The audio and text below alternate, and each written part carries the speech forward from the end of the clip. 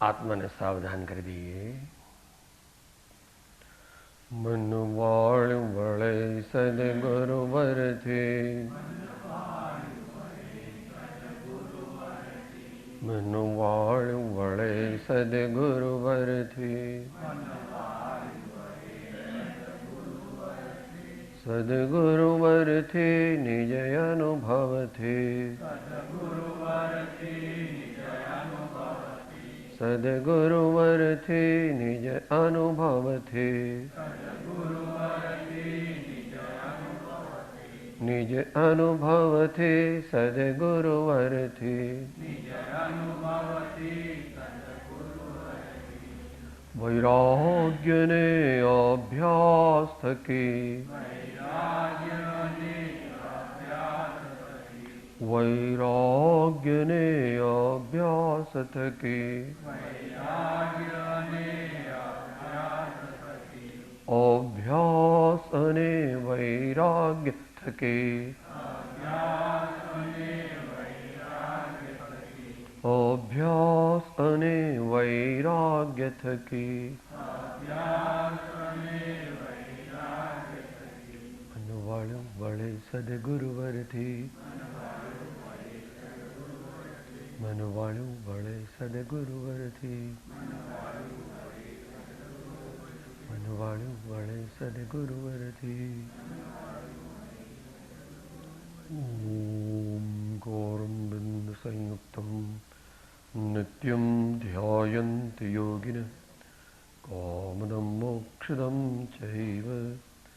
ઓમકારાય નમો નમઃ. અજ્ઞાનતિમિરાન્ધાનાં જ્ઞાનાંજનશલાકયા ચક્ષુરુન્મીલિतं येन તસ્मै શ્રી ગુરવે નમઃ. તસ્मै શ્રી ગુરવે નમઃ.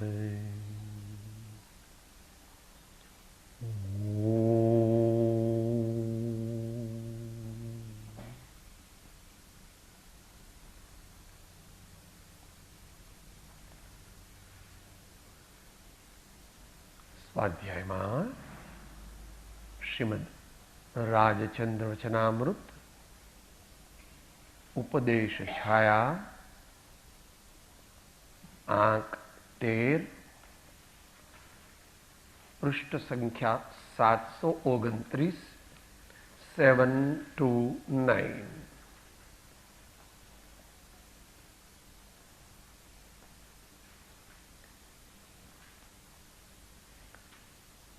પહેલી 4 લીટીની સામાન્ય વિચારણા થઈ ગઈ હતી.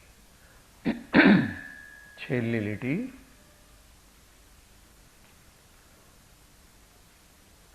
દયા, સત્ય આદિ સદાચરણ મુક્તિના રસ્તા છે, માટે સદાચરણ સેવવા.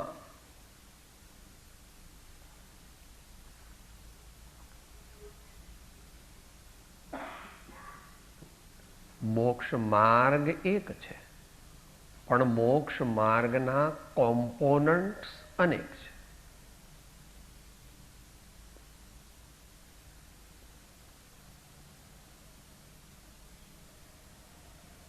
શાસ્ત્ર ભાષામાં શુદ્ધોપયોગ રૂપ ભાવ આપણો આત્મા કરે એટલે આત્મા પરિણમે તો તેને સાક્ષાત અતિન્દ્રિય આનંદનો વર્તમાનમાં જ અનુભવ થાય. સાતિશય અતિન્દ્રિય આનંદનો અનુભવ થાય. પરંતુ તેવી દશાને પ્રાપ્ત કરવા માટે દીર્ઘકાળ સુધી અનેક પ્રકારના અભ્યાસ, અનેક પ્રકારના વૈરાગ્યના ભાવો, અનેક પ્રકારના મૈત્રી આદિના ભાવોનું આચરણ. અહીંયા 2 કીધા, મુખ્ય 10 કયા. મુનિઓ માટે ઉત્તમ ઉત્તમ ક્ષમા, માર્દવ, આર્જવ, સત્ય, શૌચ, સંયમ, તપ, ત્યાગ, આકિંચન્ય, બ્રહ્મચર્ય. આવા બધા ભાવો એક જ્ઞાયકના લક્ષ્ય કરવામાં આવે.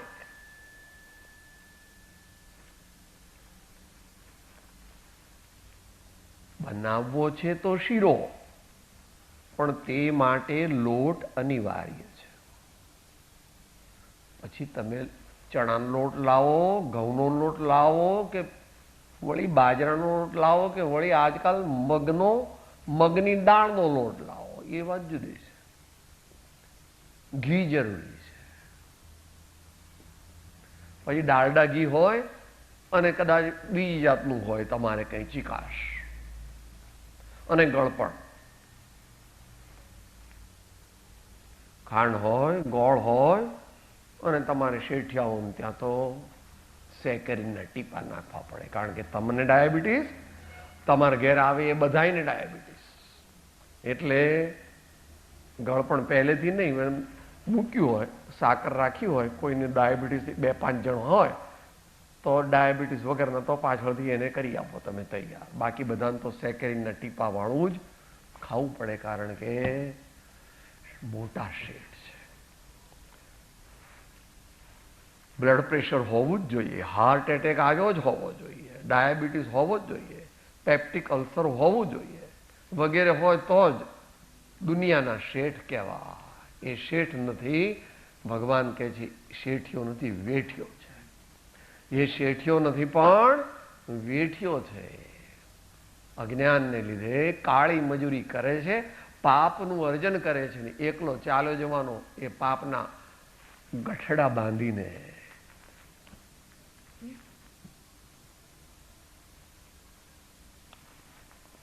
દયા, સત્ય આદિ એવા બીજા બધા પણ સત આચરણ આત્માના લક્ષ્ય, શુદ્ધ ચૈતન્યના લક્ષ્ય, જે આત્માની પરિણતિ, તે નિશ્ચય આચરણ અને તેને અનુરૂપ બાહ્ય યોગની પ્રવૃત્તિ, તે ચરણાનુયોગની અપેક્ષાનું આચરણ.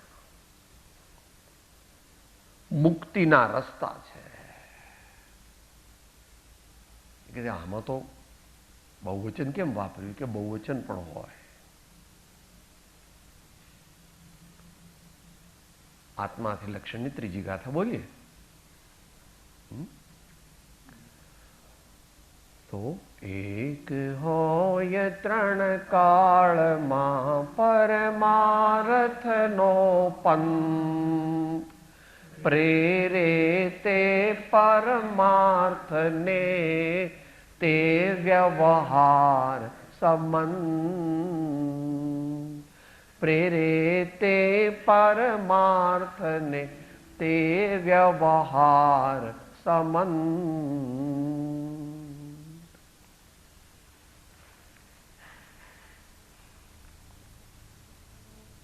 ગહન છે. કોક બિરલા અંતરથી તેનો સ્વીકાર પારમાર્થિક રીતે કરે છે.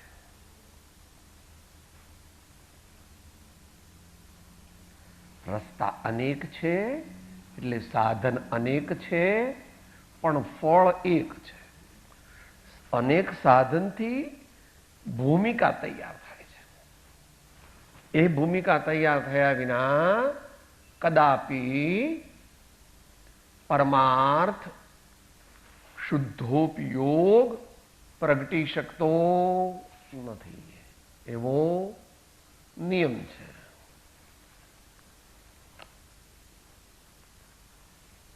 પ્રવચન સારાની ગાથામાં એ વાત લીધી છે.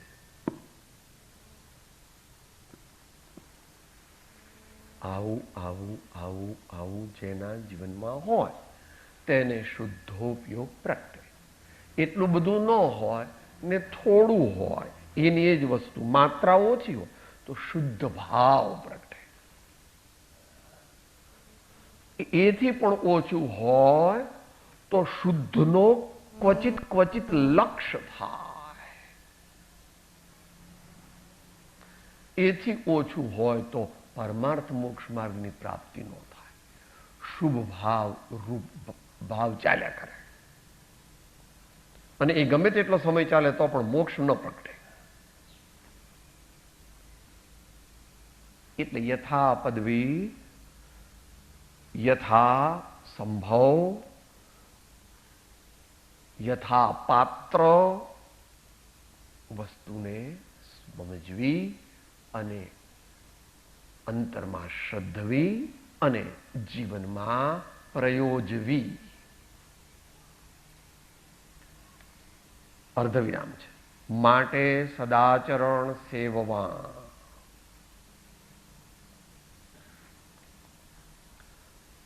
અહીંયા 2 કીધા કે ત્યાં 10 કીધા એટલા જ નથી, અનેક છે. અહીંયા 2 કીધા, દયા સત્ય આદિ. આદિ કહેતા બીજા. આચાર્ય મહારાજે 10 કીધા, પણ એટલા જ છે એમ નથી.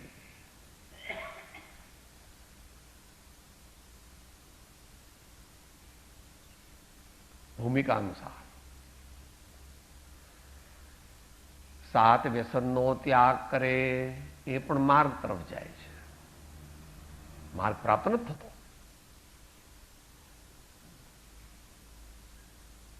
8 મૂળ ગુણ પાળે,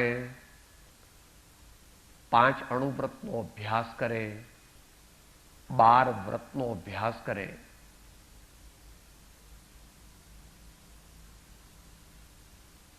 માર્ગાનુસારીના ગુણો ગ્રહણ કરે,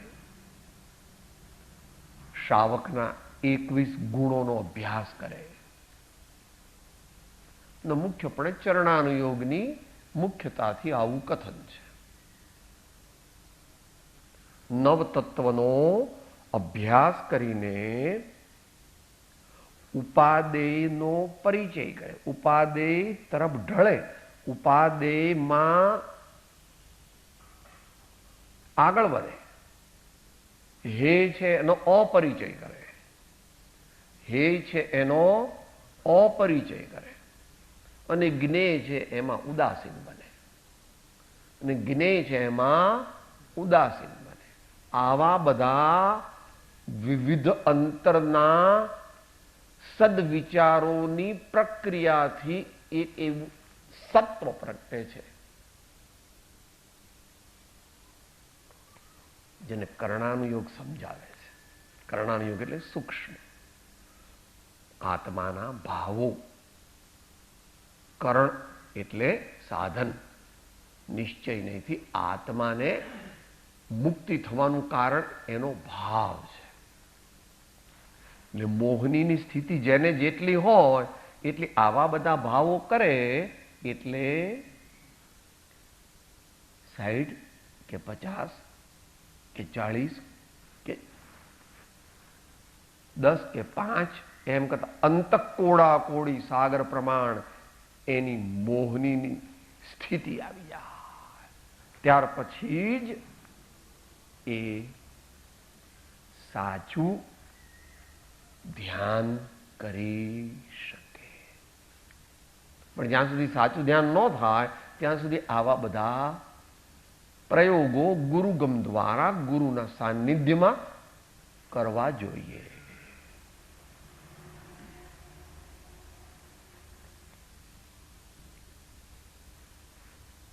આગળ કહે છે, લોચ કરવો શા માટે કહ્યો છે?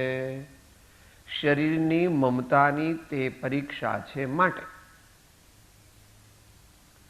મુનિ મહારાજ કેશલોચ કરે ને, તો શા માટે કેશલોચ કરે છે? કે મને શરીર પ્રત્યેનું મમત્વ કેટલું ઘટ્યું છે, શરીર પ્રત્યેનો રાગ કેટલો ઘટ્યો છે. અજ્ઞાની મુનિ હોય તો એને મોહ છે, પણ જ્ઞાની મુનિ હોય તો એને યથાપદવી રાગ છે. તો એ પરીક્ષા કરવી જોઈએ. તમે ઘણો વેપાર કરો છો અને પછી પ્રોફિટ લોસ એકાઉન્ટ મેળવો છો, એમ સાધના કરીએ અને મોહ કેટલો ઘટ્યો, એટલે મોહ રાગ દ્વેષ કેટલા ઘટ્યા અથવા વિભાવ ભાવો કેટલા ઘટ્યા, એનો વારંવાર તાળો મેળવવો જોઈએ. દરરોજ તાળો મેળવવો જોઈએ, થોડો થોડો. બોલીએ. રાત્રે રોજ વિચાર આજ કમાયા શો અહીં રે,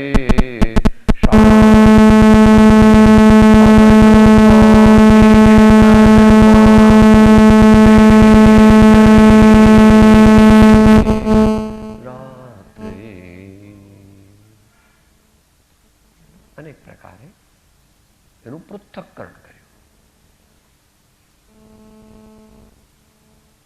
પ્રતિક્રમણ પણ કહો છો. 108 પ્રકારે પાપ કરે છે, એ મેં આજે કેટલા કર્યા અને એ મારે નથી કરવા એવો નિશ્ચય કરે.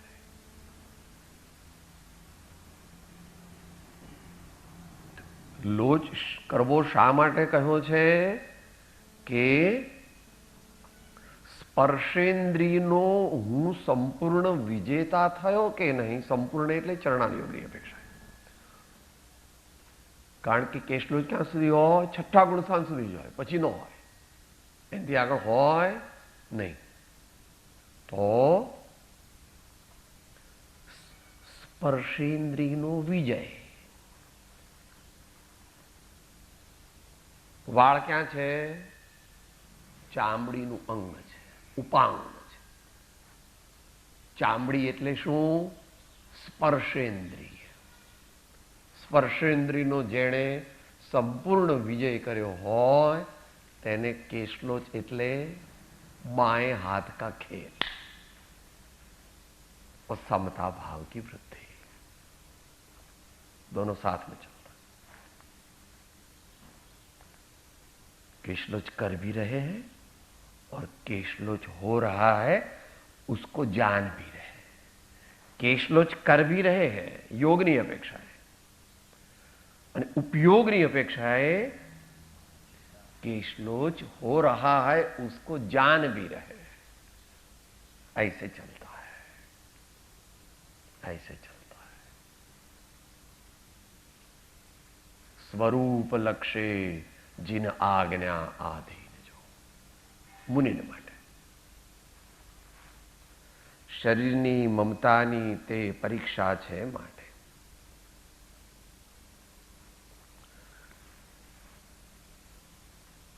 શરીરની મમતા કીધી એટલે 5 ઇન્દ્રિયોની મમતા, પણ એમાં રાજા ઇન્દ્રિય કઈ છે? સ્પર્શેન્દ્રિય. 5 ઇન્દ્રિયમાં રાજા ઇન્દ્રિય કઈ? સ્પર્શેન્દ્રિય. કે સાહેબ એવું કેમ? અમે તો બધીને હરખી ગણી કે ના, એવું નથી. પ્રત્યેક સંસારી જીવને અનાદિકાળથી સ્પર્શેન્દ્રિય લાગેલી છે અને હંમેશા સંસાર અવસ્થામાં તે હોય ને હોય છે. નિગોદમાં હોય કે સરવાર સિદ્ધિના દેવમાં હોય. પંચેન્દ્રિય વિનાનો એટલે સ્પર્શેન્દ્રિય વિનાનો સંસારી જીવ હોતો નથી.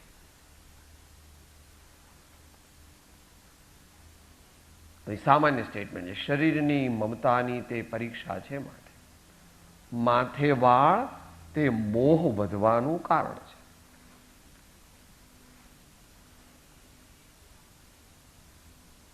નિમિત્તની અપેક્ષા છે. વાળ તે મોહનું કારણ છે અથવા રાગનું કારણ છે. યથા પદવી માટે મુંડન કરાવે છે.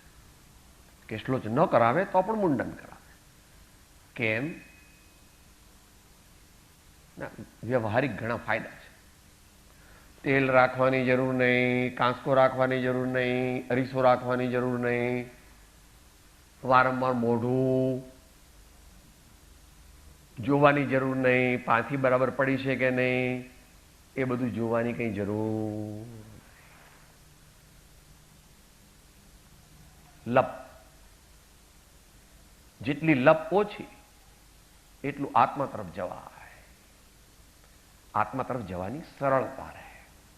જવું કે ન જવું એ તો પોતાના આત્મ જાગૃતિ ઉપર આધાર છે.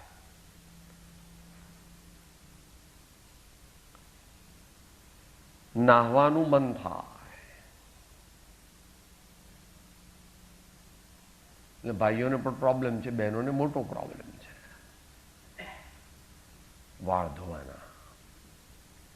શાવક અવસ્થામાં વાળ ધોવા જરૂરી, કારણ કે નહીં તો અંદર જંતુ વગેરે પડે તો એ ત્રસ જીવોની ઉત્પત્તિ થાય. આરીસો લેવાનું મન થાય. આ બધા એના રાગ વધવાના, પરિગ્રહ વધવાના બધા કારણ છે બાહ્ય. તેમાં મોઢું જોવાનું મન થાય. અજ્ઞાની છે ને, જ્ઞાની પણ કોક વાર મોઢું જોવે તો કેવી રીતે જોવે છે? 50 વર્ષ પછી જો આયુષ્ય રહેશે તો કેવું દેખાશે? ઢાંચા બેસી જશે, વાળ બધા ધોળા થઈ જશે, શરીર પર અનેક નાની નાની લોહી નળીઓના તૂટી જવાથી જામા પડશે અને અંદર જે હાડકાં છે એ થોડા વખતમાં સ્વજન, મિત્રો, સ્નેહીઓ કે શિષ્યો બાળી નાખશે. માટે જ્યારે અરીસો જોવો પડે ત્યારે પોતાના મુર્દાને જોવાનો અભ્યાસ કરવો. મુર્દાને જોવાનો અભ્યાસ, ભાવના કરવી.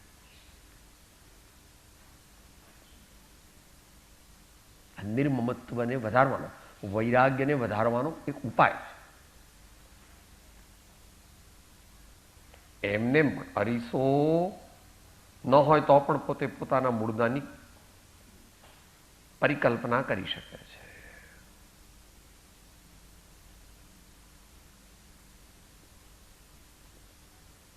હાડકા, માંસ, ચામડી, મજ્જા એ બધાથી બનેલું આ શરીર છે. તેમાં કંઈ પણ સારરૂપ નથી. માટે તે પ્રત્યે હું મોહ કરું નહીં.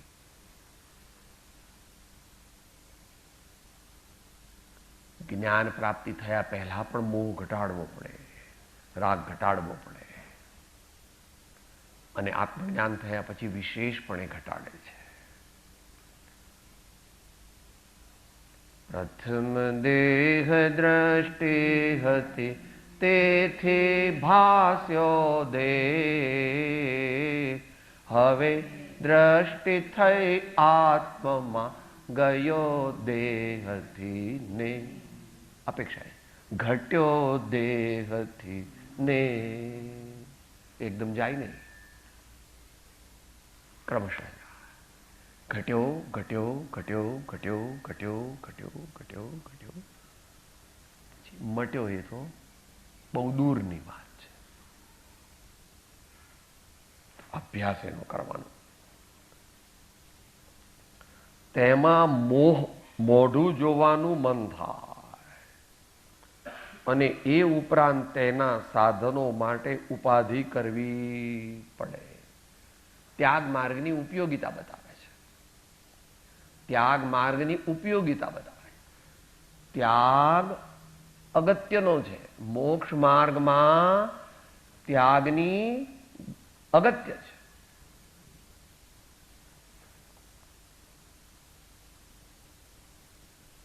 વિષય તો ગહન છે, આખો ખોલવો નથી. પણ એક ભાઈને, મોટા વિદ્વાન ભાઈ આવ્યા ને કે રામકૃષ્ણ પરમહંસ પાસે આવ્યા કે સાહેબ, હું ગીતા ઘણા વર્ષોથી મોઢે બોલું છું ને સમજું પણ છું, બીજાને સમજાવું, પણ મને તમારા જેવી દશા પ્રાપ્ત કેમ નથી થતી? માટે ગીતાનો સાર મને ટૂંકમાં કહી દો તો બહુ સારું. એટલે કીધું જલ્દી જલ્દી બોલતો ગીતા. ગીતા ગીતા ગીતા ગીતા ગીતા ગીતા ગીતા ગીતા ગીતા ગીતા ગીતા ગીતા ગીતા ગીત બસ સમજી ગયો? સમજી ગયો? ત્યાગ વિરાગ ન ચિત્તમાં થાય ન તેને જ્ઞાન, અટકે ત્યાગ વિરાગમાં તે ભૂલે નહીં. કે આ તો બધું અર્વાચીન સંતોની વાત. કોઈ મોટા પુરુષ પ્રાચીન સંતોની વાત કરો ને. એ હમણાં જ બોલ્યા હતા ને ભાઈલા, 10 લક્ષણ બોલ્યા હતા ને. આત્મા શેનો બનેલો છે? આત્મા એક વસ્તુ છે. આત્મા એક વસ્તુ છે. આ વસ્તુ છે ને, આ એક બીજી વસ્તુ છે. આત્મા શેનો બનેલો છે? કે આત્મામાં તો મારા સ્વામીએ અનંત ગુણ જોયા છે, પણ એ કહી શક્યા નથી. તીર્થંકર સર્વજ્ઞ પૂર્ણ જ્ઞાની પણ આત્માનું સ્વરૂપ પૂર્ણપણે વર્ણવી શકે નહીં, કારણ કે આત્મા તે વાણીનો વિષય સંપૂર્ણપણે નથી. કથનચિત આત્મા તે વાણીનો વિષય નથી.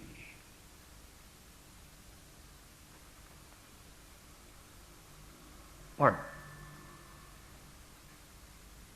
ચરણાનુયોગની અપેક્ષાએ એના 10 કટકા કરીએ તો 1 કટકો એટલે ક્ષમા. આત્મા એટલે ક્ષમા, ક્ષમા એટલે આત્મા. વિનય એટલે આત્મા, આત્મા એટલે વિનય. સરળતા એટલે આત્મા, આત્મા એટલે સરળતા. સંતોષ એટલે આત્મા, આત્મા એટલે સંતોષ. એ પ્રમાણે જાણી લેવું. માટે જો આત્મા પ્રાપ્ત કરવો હોય, એટલે આત્મજ્ઞાન આદિ પ્રાપ્ત કરવા હોય, તો આવા ગુણોને ભેદ રૂપે પણ કેળવવા. નિયમ લેવો. હું ક્ષમા રાખીશ, હું ક્ષમા કેળવીશ, ક્રોધ કરીશ નહીં. હું વિનય કેળવીશ, વિનયથી વર્તીશ, અભિમાન કરીશ નહીં. હું ભેદરૂપે અનેક પ્રકારનો અભ્યાસ કરવો પડશે. માટે સંઘમાં રહેવાની જરૂર છે, કે જેથી 2 વાર 3 વાર 5 વાર ગુરુને નમસ્કાર કરવા પડે.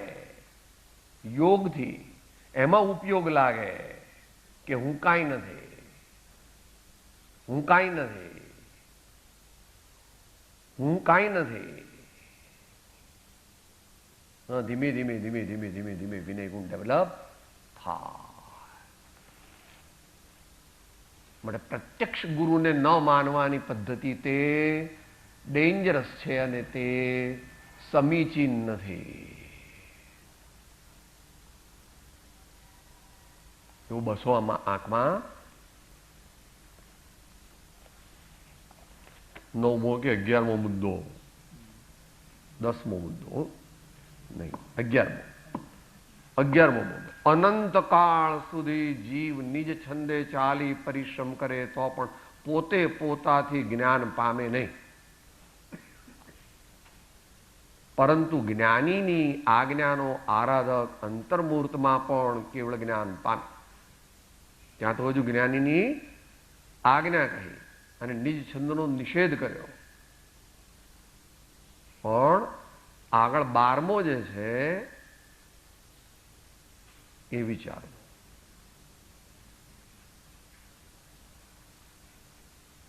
એવું સાંભળ્યું છે કે પહેલી ને બીજી આવૃત્તિ જે થઈ ને એમાં ક્રમમાં ફેર છે. આપણે કરી લઈશું ના શબ્દમાં 12માં. શાસ્ત્રમાં કહેલી આજ્ઞાઓ પરોક્ષ છે અને તે જીવને અધિકારી થવા માટે કઈ છે. મોક્ષ થવા માટે જ્ઞાનીની પ્રત્યક્ષ આજ્ઞા આરાધવી જોઈએ. એમ અહીં લખ્યું છે. એને બદલે પહેલા મેં પોતે હજુ કન્ફર્મ નથી કર્યું, કરીશું. પ્રત્યક્ષ જ્ઞાનીની આજ્ઞા આરાધવી જોઈએ એમ છે મૂળમાં પાઠ. ના, પ્રત્યક્ષ જ્ઞાનીની આજ્ઞા એ કે બહુ અગત્યનું નથી. ઠીક છે, જીવને સમજવું હોય તો, નહીં તો તીર્થંકર ભગવાનને પણ કટ્ટા કરી તો આજકાલના જ્ઞાની કે મુનિની તો કે સાહેબ તમારે જેવો હાલી મોવાલી હું, કારણ કે એની દ્રષ્ટિ બહારમાં છે, શરીર પર છે, ક્ષયોપશમ જ્ઞાન ઉપર છે. કોરા વ્રત ઉપર છે અને જગતના સચિત અચિત અને મિશ્ર પદાર્થો પર છે. એ જો મહાજ્ઞાની છે.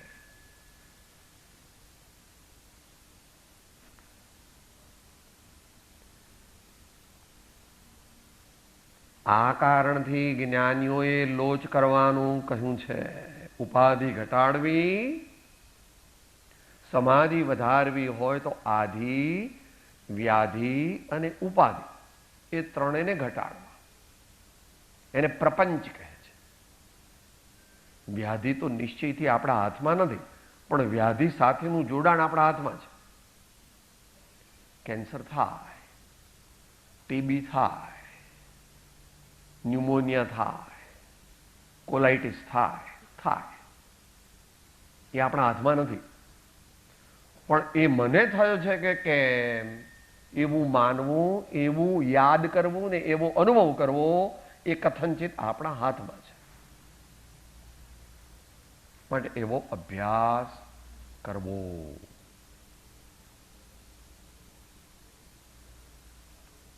મુનિઓને માટે મુખ્યપણે છે. અભ્યાસ રૂપે બ્રહ્મચારી હોય તો પણ એ કેશલો જ કરી શકે છે. પણ એ સાચો કેશલો જ નથી, પણ એ કેશલો જ અભ્યાસ રૂપે કરી શકે છે.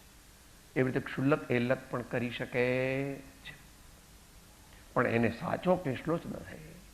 કારણ કે 5માંથી પહેલા 7મું ગુણસ્થાન આવે, 6ઠ્ઠું ગુણસ્થાન ન આવે એટલે ચરણાનુયોગને પહેલા 6ઠ્ઠું ગુણસ્થાન આવે. જ્યારે મુનિ પ્રથમ દીક્ષા લે ત્યારે મુનિ નથી. તીર્થંકર ભગવાન જ્યારે દીક્ષા લે છે ત્યારે સાચા મુનિ નથી, પણ દીક્ષા લઈને જ્યારે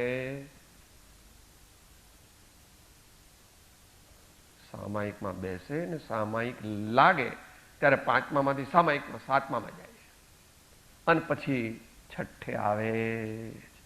એમ કરણાનુયોગની અપેક્ષાએ સમજવું અને ચરણાનુયોગની અપેક્ષાએ યથાપદવી સમજવું. જાત્રાએ જવાનો હેતુ એક તો એ છે કે 105 પત્રાંકની અંદર તીર્થાદિ પ્રવાસનો ઉછેર, એકાંત વાસને વખાણ બહુ અગત્યનું છે. જે શ્રાવકે અવશ્ય તીર્થયાત્રા કરવી, એવા ક્ષેત્રો કે જ્યાં તીર્થંકરોએ પૂર્વે અને ત્યાર પછી થયેલા આચાર્યો, મુનિઓ, જ્ઞાનીઓ, સંતો, ધર્માત્માઓ ગયા, ત્યાં આગળ તેમણે તપશ્ચર્યા કરી, ત્યાં આગળ પૂજા કરી, ત્યાં આગળ ભાવ કર્યો, ધ્યાન કર્યું, ત્યાં એમના પરમાણુઓ ખરે છે એ વારંવાર ખરતા રહે છે. માટે ત્યાં જવાથી તેના પવિત્ર આભામંડળનો લાભ મળે છે. માટે તીર્થયાત્રા કરવી, ભાવપૂર્વક કરવી.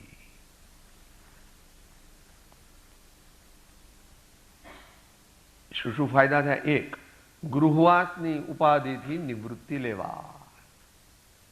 હમણાં વાત થઈ ને આદિ વ્યાધિ ઉપાધિ લપછપ, એનાથી ચરણાનુયોગની અપેક્ષાએ નિવૃત્તિ થાય. 100-200 રૂપિયા ઉપરથી મૂર્છા ઓછી કરાય. હા, 108-9 વર્ષ પહેલા લખાયેલું છે.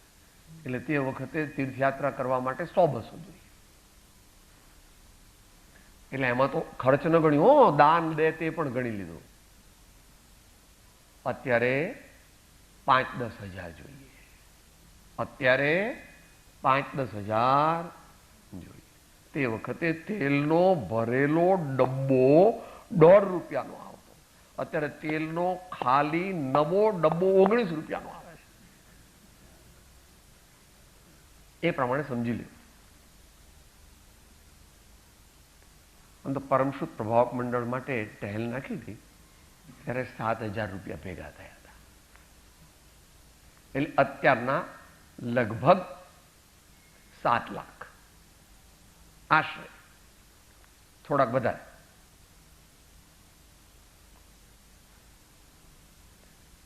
મુખ્ય ઉપાય શું? મુખ્ય પ્રયોજન શું? મૂર્છા ઓછી કરાય. મૂર્છા પરિગ્રહ એવી વ્યાખ્યા ભગવાને કરી છે. આ મારું છે, આ મારું છે, આ મારું છે એમ માને પણ છે, એમ યાદ પણ કર્યા કરે છે, અને જો એ જતું રહે તો પોક મૂકે છે, અને જો અજ્ઞાની હોય તો હાર્ટ એટેક પણ આવે. એટલું બધું એકત્ર થઈ જાય. પૈસા સાથે એટલું નહીં, એવા જગતના પદાર્થો સાથે. કારણ કે અહમ એમાં સ્થાપિત કર્યું છે અને મમત્વ એમાં સ્થાપિત કર્યું છે. વિવેકી પુરુષોએ એમાં અહમ મમત્વ સ્થાપિત કરવું નહીં. એટલા માટે ધૂન બોલવાની. બોલવાની એટલે ભાવવાની, ભાવવાની એટલે વ્યવૃત કરવાની.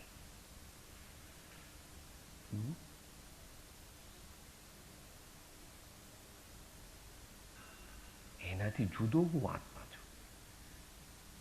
એ અઘરું છે. સામાન્ય મનુષ્ય અથવા સામાન્ય મુમુક્ષુ કરી શકતો નથી. એટલે એનાથી ઊંધું શું કરવું એ બોલીએ. વ્યવહાર. પ્રભુજી મારા સાચા સ્વામી છે. પ્રભુજી મારા સાચા સ્વામી. પ્રભુજી મારા સાચા સ્વામી છે. પ્રભુજી મારા ગુરુજી મારા સાચા સ્વામી છે.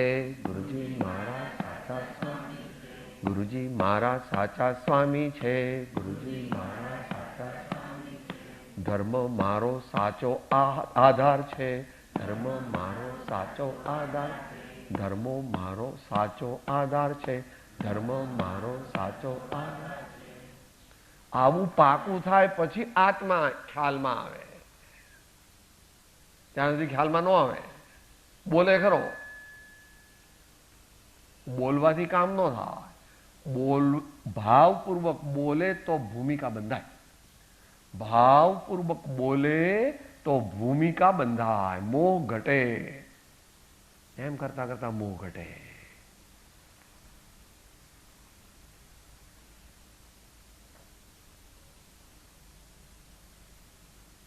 જાણવું, જાણવું, સમજવું, સમજવું, સમજવું, એ ભાવવું, ભાવવું, ભાવવું.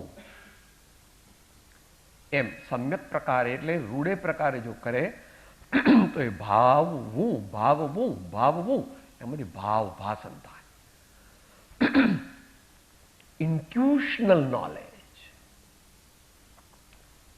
Feeling the soul, FWLING.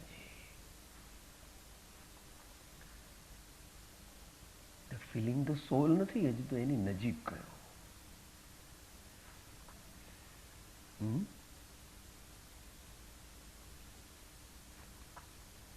સૂક્ષ્મ છે.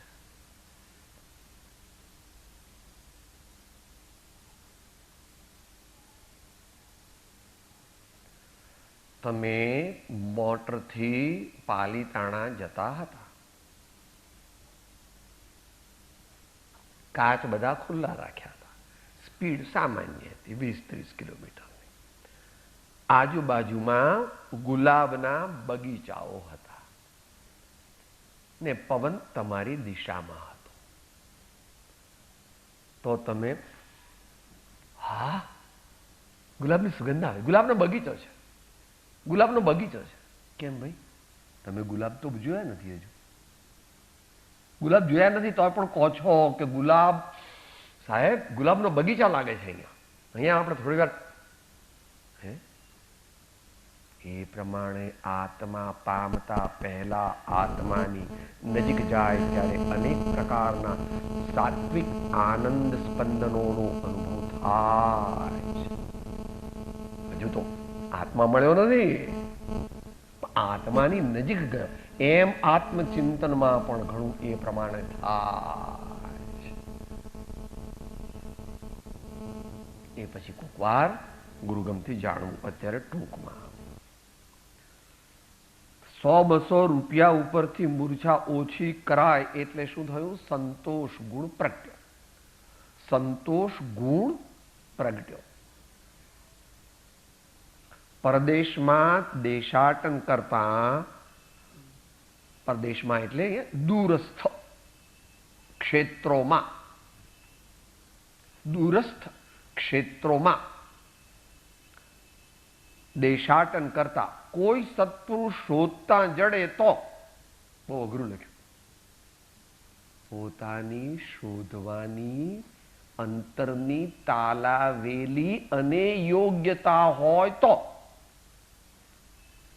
એમ વિચારે અંતરે શોધે સદગુરુ યોગ, કામ એક આત્માર્થનું બીજો નહીં મન રોગ.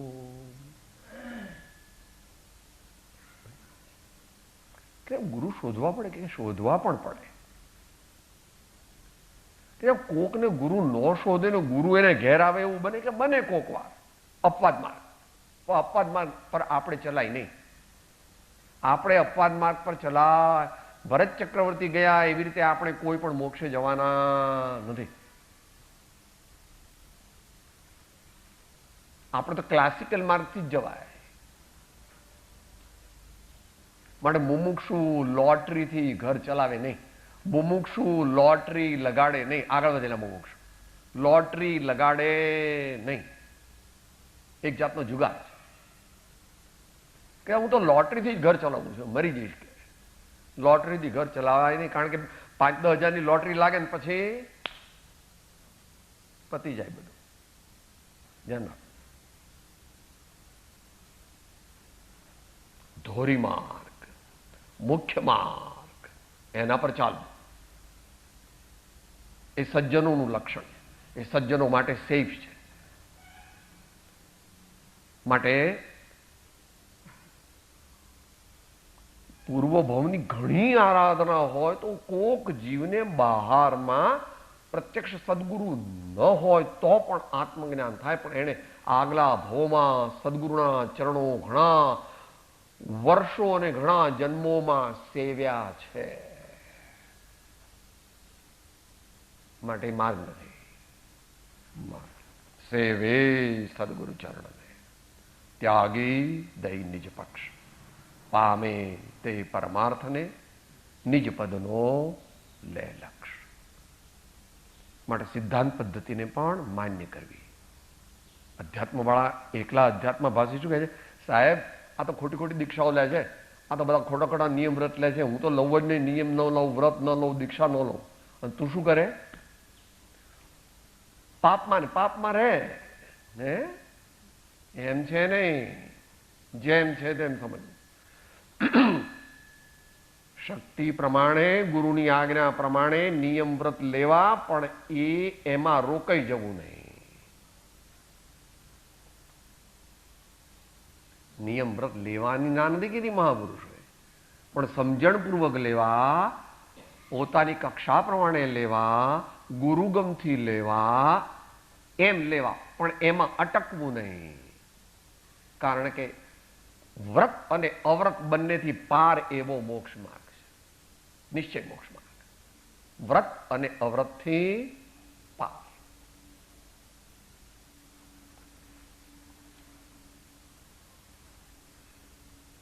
કોઈ સત્પુરુષ શોધતા જડે એ માટે પહેલા આ આંખો ગૌણ કરી નાખવી જોઈએ.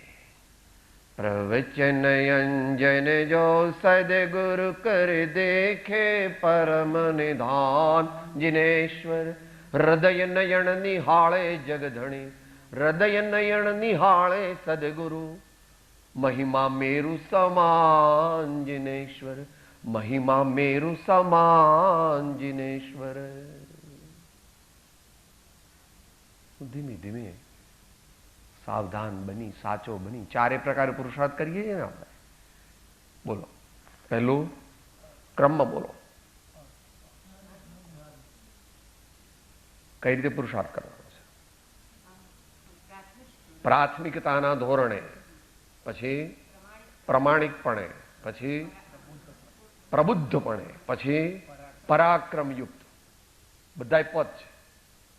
પ્રાથમિકતાના ધોરણે પ્રમાણિકપણે પ્રબુદ્ધ રીતે પરાક્રમયુક્ત થઈને બનેલા પુરુષાર્થથી મોહ ગ્રંથિનો ભેદ થવા સુધીનું સામર્થ્ય પ્રગટે છે. વિશેષ વિશેષ વિશેષ વિશેષ વિશેષ વિશેષ.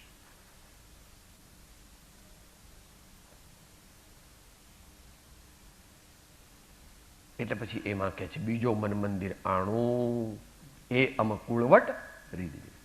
કોઈ સત્પુરુષ શોધતા જડે તો કલ્યાણ થાય. સત્પુરુષ જડે, સત્પુરુષ મળે તે કલ્યાણનો હેતુ છે. એમ ચરણાન યુગની અપેક્ષા કીધું. પછી આગળ સમજી લેવા. સત્પુરુષને ઓળખે, વિશેષપણે ઓળખે, એમનો પરિચય કરે, એમનું સાનિધ્ય સેવે, એમની સેવા કરે, એમની આજ્ઞા સમજે, એમની આજ્ઞાનું આરાધન કરે, તો આગળ ઉપર ધીમે ધીમે ધીમે ધીમે ધીમે ધીમે ધીમે ધીમે કામ થાય. આ કારણથી જાત્રા કરવાનું બતાવ્યું છે. એટલે આચાર્યો અને જ્ઞાની પુરુષોએ ગૃહસ્થો, શ્રાવકો, મુમુક્ષુઓને અવશ્ય યાત્રા કરવાની આજ્ઞા કરેલી. અહીંયા ટૂંકમાં કહેલું. ઘણા બધા મુદ્દાઓ છે, અહીંયા ટૂંકમાં કહેલું. તો યથાપદવી સમજી અને અંતરયાત્રા કરવાના હેતુથી સમ્યક અંતરયાત્રા કરવાનું બળ પ્રાપ્ત થાય એ માટે આવી તીર્થયાત્રા તે વિવેકી પુરુષને ઉપયોગી બને છે. માટે અવશ્ય તે કરવા યોગ્ય. અત્યારે સમાપ્તિ. દેહ છતાં જેની દશા વર્તે દેહાતીત, તે જ્ઞાનીના ચરણમાં હો વંદન. સદગુરુ પરમ કૃપાળો દેવ લોકનાથ કી જય, સબ સંતન કી જય. આનંદ.